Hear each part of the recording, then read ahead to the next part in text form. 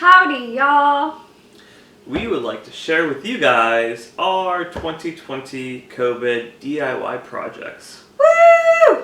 Starting off with our half bathroom remodeling. If you look at the photo, you'll see this is the gross builder stock that was installed in our half bath. From a different angle, a fully erected bathroom, we have the shelf that I had installed, but everything else fully stocked.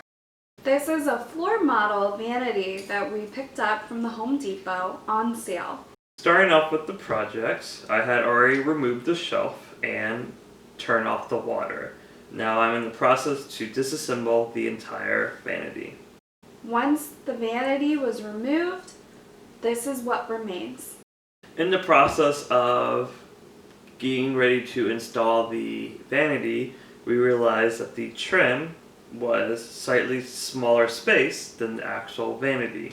So when you're modeling or when you are sizing a vanity space, make sure you measure the quarter round or baseboard to get your exact measurements.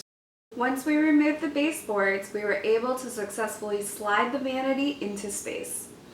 And as with the mirror being removed, all that is left to be done is install the new mirror, the sink drain, and the caulking in the back side. We put the mirror back, and you'll notice that we also did the caulking. And the project's done! With that being said, this is what's left of our old products. And with that, we were able to share and sold our vanity. So with that, we made $40 on it. And overall, what we had spent on the project was about $250. That being $150 for the floor model vanity, including the mirror, and about $100 for the Moen sink faucet. So with the $40 that we sold on the old vanity, we are out $210, but a great way to start our projects. Until our next project. Ciao! Ciao!